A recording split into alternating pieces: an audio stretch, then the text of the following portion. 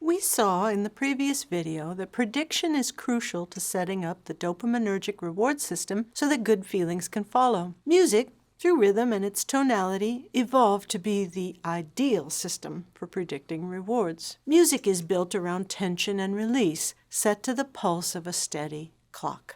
Naturally, as an acoustic signal, no piece of music can be said to be emotional.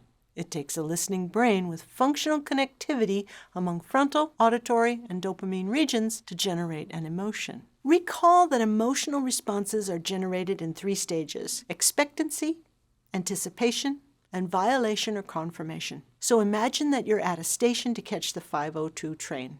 Experience tells you it's usually on time, and so you predict that that is when it will pull into the station. Your watch says 4:55 right now, so you begin to anticipate the train. Anticipation builds as 5:02 approaches. At that moment, the train pulls up, confirming your prediction and generating the emotion of satisfaction. If the train is late, your expectancy was violated, generating the emotion of dissatisfaction if you needed it to be on time, or joy if you were late getting to the station. The greater the difference between your prediction and the outcome, the greater the emotion you are likely to experience. Learning happens when we shorten the distance between predicting a reward, like your train being on time or a vocal being great, and the actual reward that you get. You might learn that this train is rarely on time, or that this artist is not a very good singer. When it comes to music, strictly speaking, there is no emotional music any more than there are emotional trains. Belief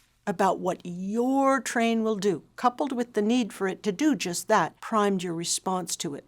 Likewise, for music to generate an emotion, you must be receptive to the listening experience and be able to make predictions about how it will go. Now we can look at the triangle of connectivity among auditory, frontal, and reward systems. This diagram attempts to show the cortex and what is behind it in the midbrain. That area houses the insula, caudate nucleus, nucleus accumbens, and the amygdala, which responds to fear-inducing sounds, and the hippocampus, which encodes memories.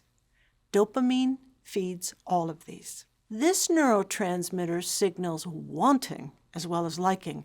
Therefore, its release happens in anticipation of a concert or a favorite record, and then again during and after the event occurs. Now here's the best part. When you repeatedly get a dopamine rush from the music that you love, it shapes your auditory cortex, creating a template for what I like to refer to as the music of you. All of the musical enjoyment you have ever experienced has made you sensitive to the sounds and styles that you love best. As time goes on, you know what you like, and so does your nucleus accumbens. When you hear new music in a new style, musical memories help your accurate predictions about the pleasure or the lack of it that might follow, priming you to experience an emotional reaction.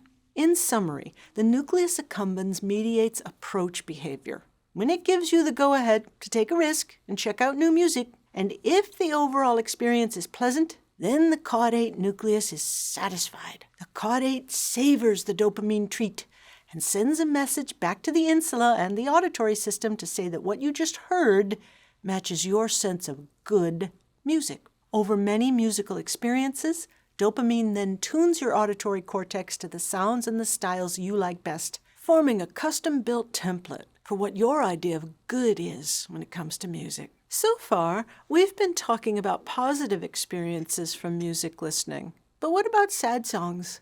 Why do we like them so much? We will look at that next.